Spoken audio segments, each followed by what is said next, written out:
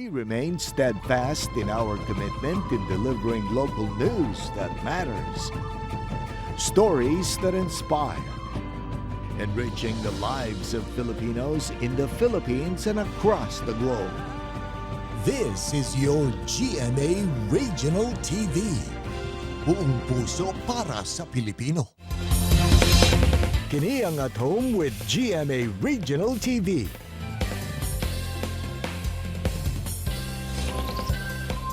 Mayong buntag, Southern Mindanao ug Caraga Region. Kini ang At Home with GMA Regional TV. Atod damo ang mga importanteng balitang lokal sa Northern ug Western Mindanao. Kini ang pinakahalapad nga pagbalita gikan sa South Central Mindanao. Aniya na mga unang balita.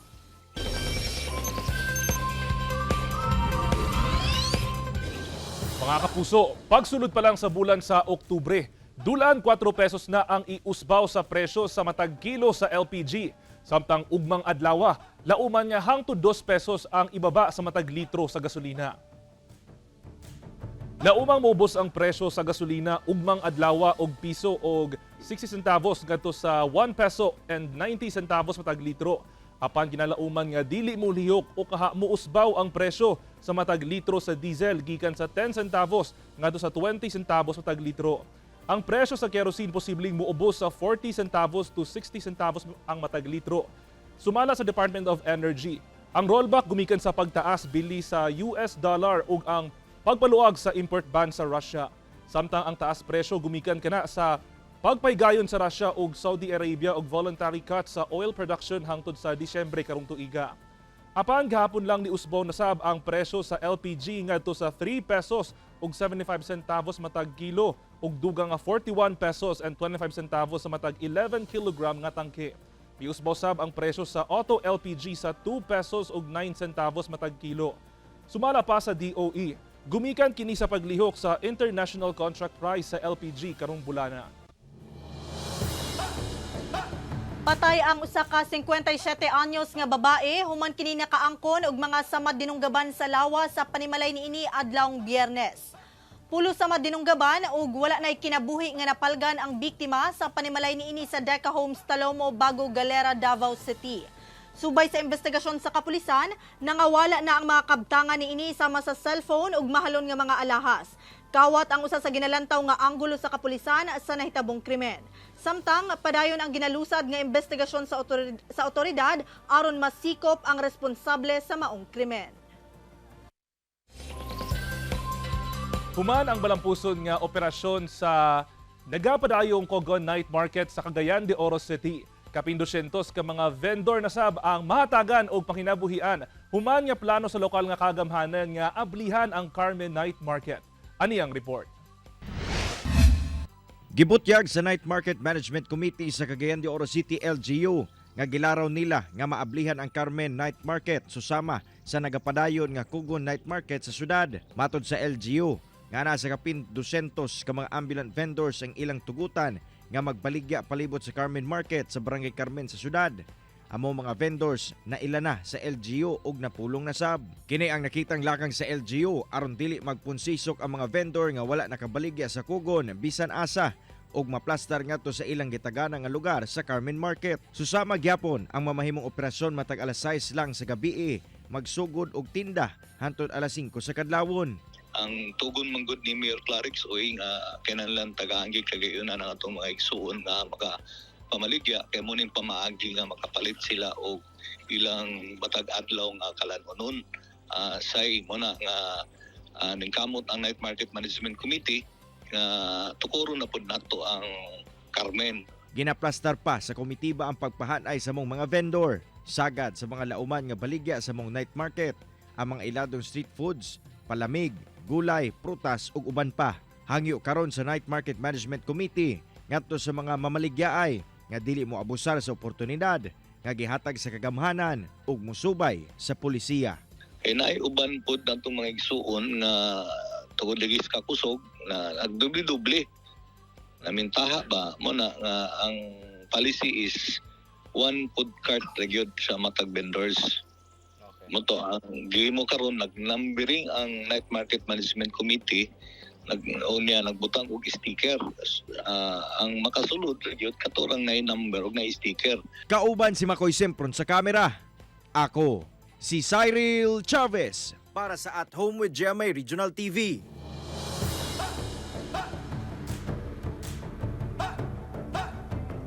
Rider patay, human na daro sa ligid sa trailer truck samtang tulo ang angol sa karambola sa upat ka mga sakyanan sa Diversion Road sa Davao City adlong Biyernes.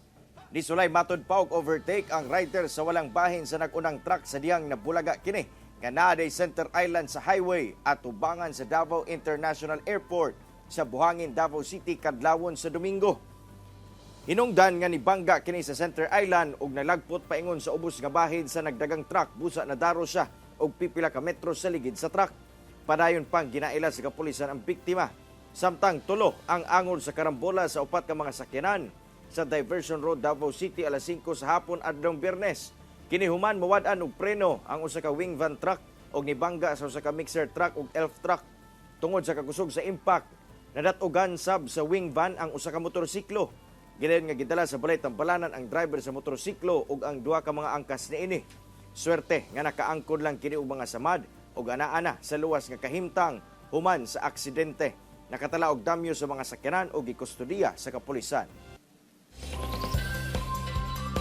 Nagsugod na ang konstruksyon sa Disaster Resilience Complex sa Cagayan de Oro City Disaster Risk Reduction Management Department.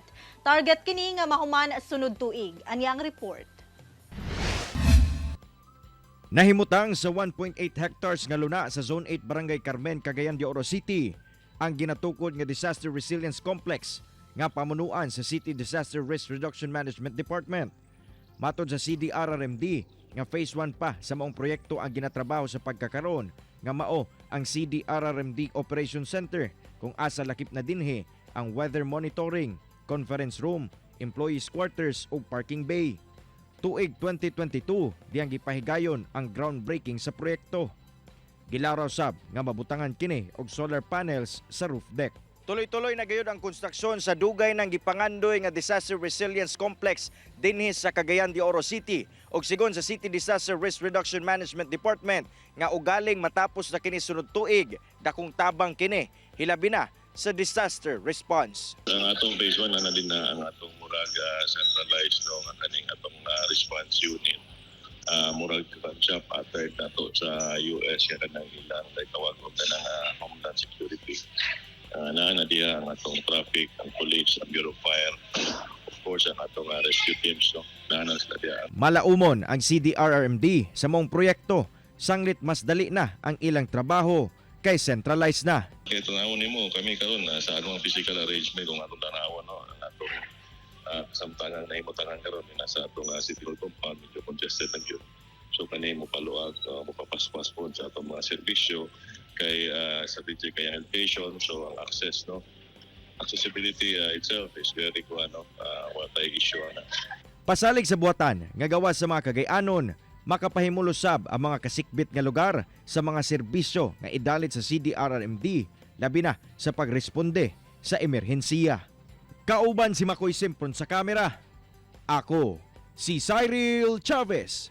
Para sa At Home with GMA Regional TV.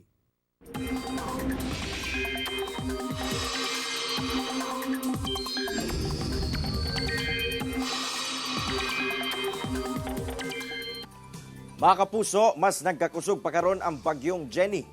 Nakataas karon ang Tropical Cyclone Wind Signal number 1 sa Batanes, Babuyan Islands, eastern portion sa mainland Cagayan ug eastern portion sa Isabela. Lauman ang kusog nga ulan sa mong mga lugar ug hangin sa mosunod nga mga oras. Namatikdan sa pag-asa ang mata sa bagyo sa 665 km sidlakan sa Kalayan, Cagayan. Aduna kini kusog sa hangin nga moabot sa 120 km per hour. Sa forecast sa pag-asa, posibleng sa Huwebes maglandfall ang bagyong Jenny sa southern Taiwan. Mas ubos sab ang tsansa ang muduol kini sa Batanes. Gabi sa Huwebes ug buntag sa Biyernes, gilaumang mogawas na sa PAR ang bagyong Jenny. Gawas sa bagyong Jenny, magpaulan sab sa pipila ka parte sa nasod ang hanging habagat. Karong buntag, lauman ang pag-ulan sa pipila ka lugar sa Zamboanga Peninsula, Northern Mindanao ug Bangsamoro base sa rainfall forecast sa Metro Weather. Magpadayon kini hangtod sa hapon ug ulanon na sab ang Caraga ug Davao Region. Kini ang At Home with GMA Regional TV.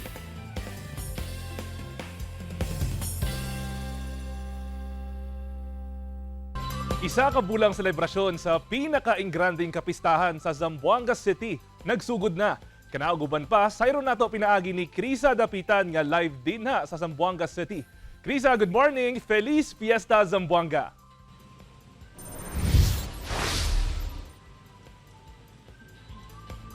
Mayong buntag, Kent, mayong buntag sa mga kapuso dinhi sa Mindanao. Nahimong malampuson ang pagsugod sa Zamboanga Hermosa Festival 2023. Human kini gisugdan kagabi sa Joaquin Enriquez Memorial Sports Complex o Grandstand nga gisugdan pinaagi sa nindot nga fireworks display. Nahimo gayong bibo ang opening salvo tungod na puno kini sa kalipay, mga performances sama sa kantahan ug sayawan. Sinugdanan pa lang kini sa engrandeng selebrasyon sa Zamboanga Hermosa Festival 2023 nga adunay temang Celebrasyon de Colores tungod daghan pang angay atangan sa mga Zamboangueños sa usa ka bulang selebrasyon.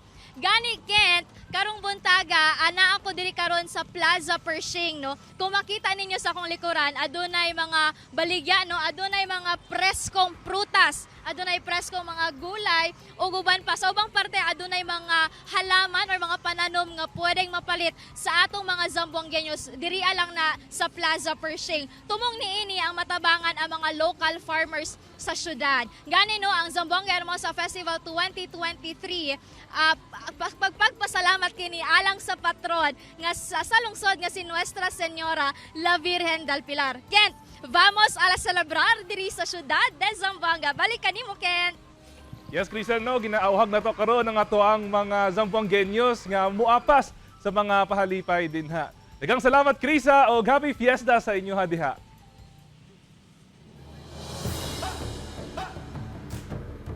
Kapin 3 million pesos nga kantidad sa kwarta ug alahas ang nalimas sa mga kawatan sa balay sa usa ka negosyante sa General Santos City.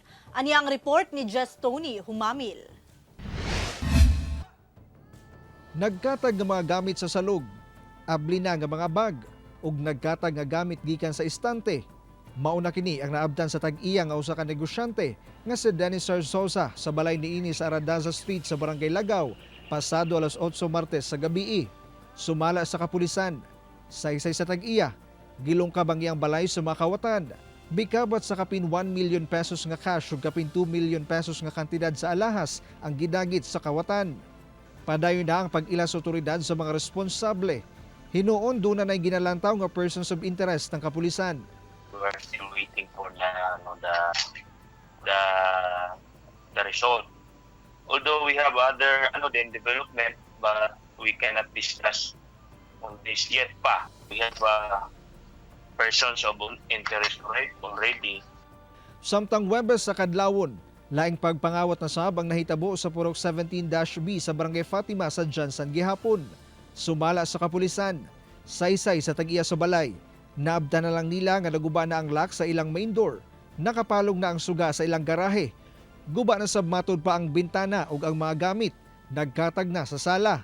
Sumala sa tag-iya, mukabat sa 8,000 pesos nga kwarta ug cellphone ang gitangag sa kawatan. Tungod sa sagunsong insidente sa pagpangawat, gipahugta na sa General Santos City Police Office ang ilang pagpatrolya. We have two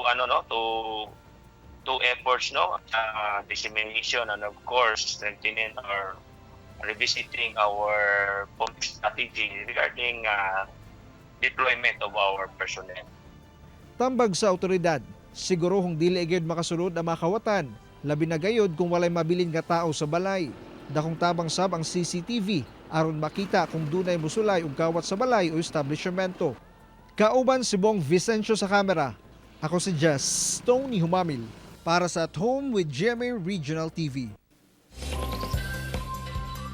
Pagpalambo sa kahibalo sa Artificial Intelligence kun AI, sentro sa GMA Masterclass. Lakip sa naisgutan ang kamahinungdanon sa teknolohiya ug ang pagpaniguro nga dili mailisdan sa AI ang tao sa ilang trabaho. Ano ang report ni Sarah Hilomen Velasco? Hey, it's your girl Maya. What's up, guys? I'm Marco. We're your Kapuso AI sportscasters. Human gipaila-ila ang 11 nga AI sportscasters sa nasud nga sila Maya ug Marco.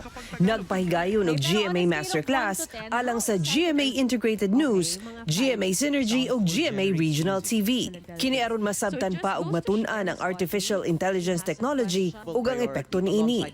Gipaniguro ni GMA Network Senior Vice President and Head of Integrated News, Regional TV and Synergy, Oliver Victor B. Amoroso, nga walay empleyado nga mawad-an og trabaho tungod sa AI ug magpabilin nga best asset sa kumpanya ang mga empleyado niini. Gimugna sab ang committee aron matun-an pa ang AI technology ug magmugna og guidelines alang niini. We've also formed a subcommittee in GMA Integrated News to take an active role in looking into AI in news operations to ensure that should it be used, the technology will not compromise our non-negotiables as a news organization.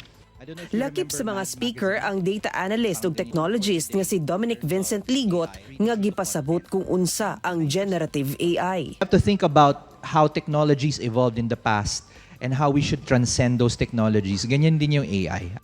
Speaker sab si Shafizan Johari, usa ka multi-platform news innovation lead editor sa media organization sa Malaysia. Pati ang reporter nga si Mav Gonzalez, gipaambit sab ang iyang kaalam sa paggamit sa AI sa usa ka media organization sa Singapore. The first reason kung ba't nila ginagamit ito ay to reduce effort on mundane and repetitive tasks. If you make the work lighter for them, then they will be able to produce better stories. Lakip sa mga speaker sila UP College of Law Associate Professor Attorney JJ Dicini ug GMA Integrated News Digilab Segment Production Specialist Gabriel Cayetano. AI cannot replace an entire generation, including Gen Z or any other generation. You just have to be part of the game and make sure you're making use of AI. Because after all, AI is worth trying out. There's a need for ethics in AI. Because we can't allow people to feed their addictions, right? And because I think there are serious social problems that can arise from that. Gipakita sab sa masterclass kung giunsa pagmugna ang AI sportscasters nga sila Maya ug Marco. Lest we forget, GMA has never been afraid to take risk, to take bold pioneering steps. The fact is, AI is here. The responsibility of handling it lies with us. I am glad we have chosen to face it with courage. Ako si Sara Hilomen Velasco para sa At Home with GMA Regional TV. Kini ang At Home with GMA Regional TV.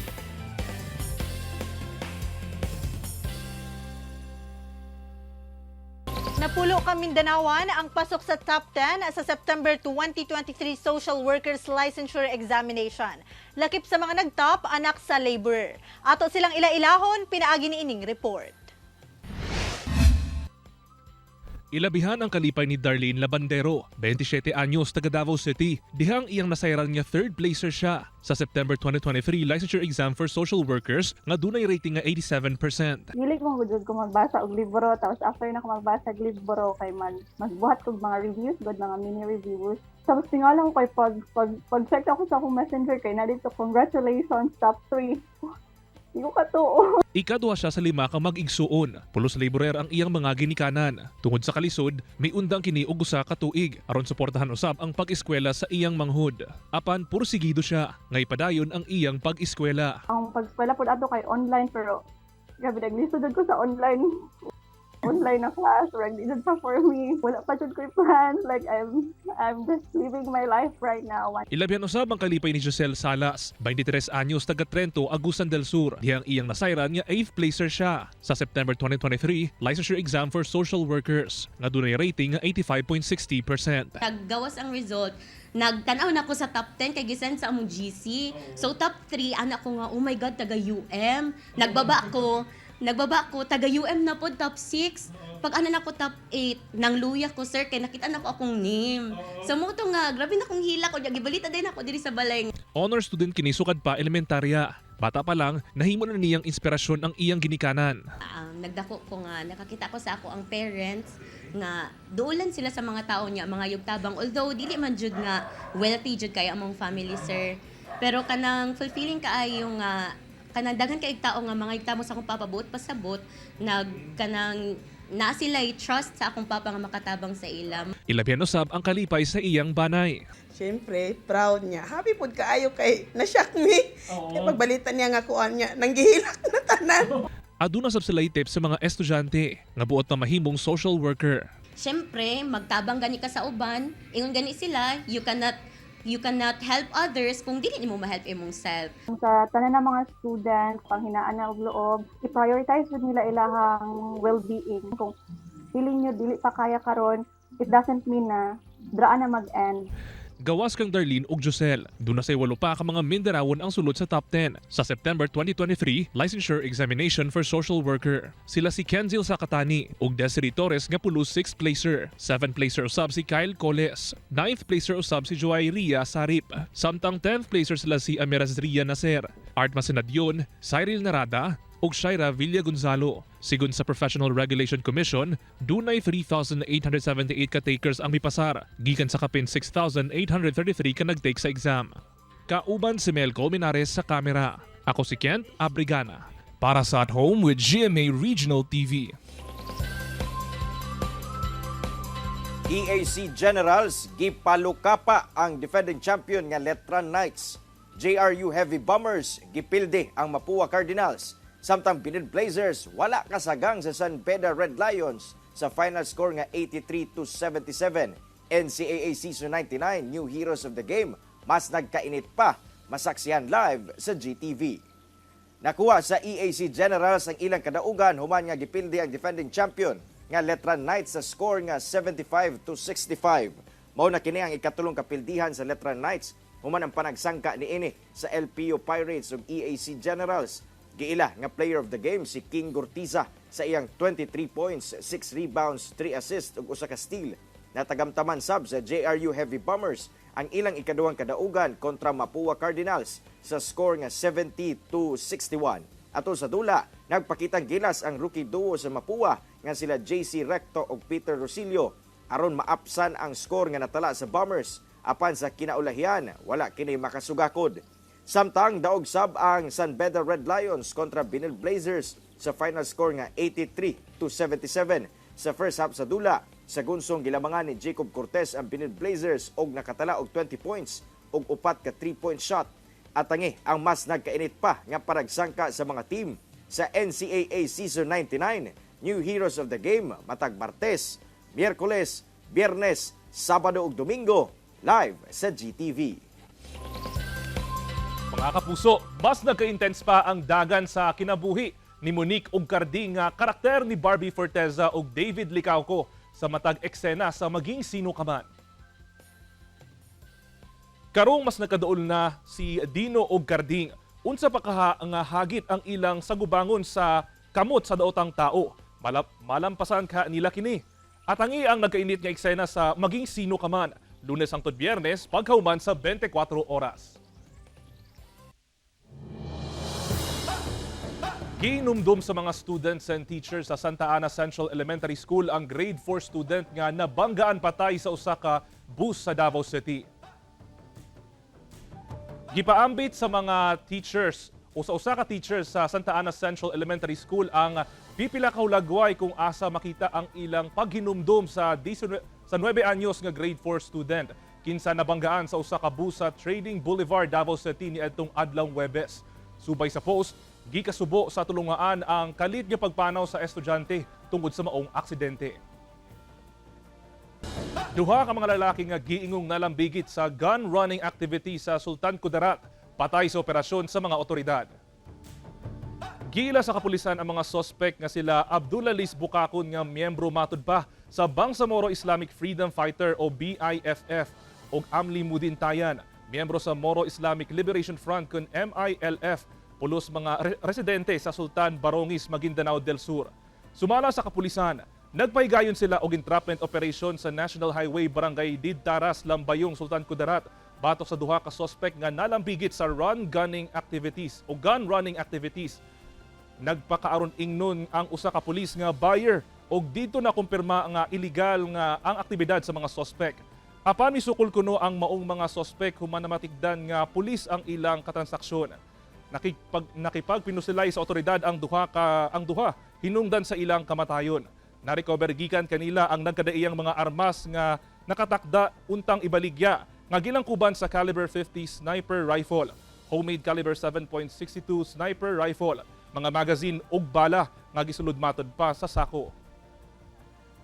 Nagkatapok ang mga kandidato sa Barangay and Sangguniang Kabataan Elections 2023 sa General Santos City alang sa briefing ug peace covenant signing.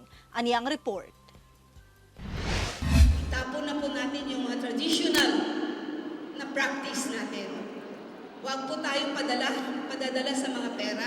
Kini ang mensahe ni DILG Jensen Director Rilimin Sandoval atul sa gipahigayong candidates briefing ug peace covenant signing alang sa Barangay and SK Elections 2023. Misalmot ang kapinlibo ka mga kandidato sa General Santos City sa nagsingabot nga eleksyon. Anaasab ang mga hepe sa matag police stations, ingon man ang hepe sa GSCPO o Joint Task Force Jensan. Tumong sa mga aktibidad, mahimong malinawon ang eleksyon karong tuiga. Apan, dugang pa ni Sandoval. Yung hinihingi po namin ngayon, hindi lang po sa halalan. Sana dala-dala din po ng ating mga kandidato kung sino man yung mananalo na maipakita natin sa atin yung serbisyong totoo. Nagpahimang nusab ang COMELEC Jensan sa mga kandidato, kalabot sa mga angayan ug dili angayang himuon atol sa campaign period. Inexpensive manner. Wala masyadong gastos. This is the reason why ang komisyon ay nagbigay lamang ng 10 araw na pangangampanya para po maiwasan ang paggastos ng pagkalaki-laking pera para lang po sa campaign period. Voluntaryo sab nga mipirma ang mga kandidato ug otoridad sa manifesto alang sa malinawon nga BSKE 2023. Madali lang po siya. Basta po lahat tayo nandito, no? Ay makikiisa para isulong ang payapa at malinis na halalan. Kauban si Gary Balantay sa kamera. Ako si Abby Caballero para sa At Home with GMA Regional TV. Mga kapuso, 84 days na lang, Pasko na! Mao kadto ang mga ulahing balita sa Mindanao karong adlaw. Babahimo ninyo kining makita pag-usab pinaagi sa pagbisita sa official website sa GMA Regional TV o bisita ang among official YouTube channel o i-click ang subscribe button para sa pinakaulahing balita. Daghang salamat sa atong mga kapuso sa Mindanao nga nagalantaw kanamo ug sa atong mga kapuso abroad. Padayon lang sa pagtutok sa mga lokal nga balita matag adlaw tungod sa GMA Regional TV, Local News Matters. Kami sa At Home with GMA Regional TV, tibuok puwersa para sa mas dakong misyon ug mas salapad nga pagserbisyo sa nasod.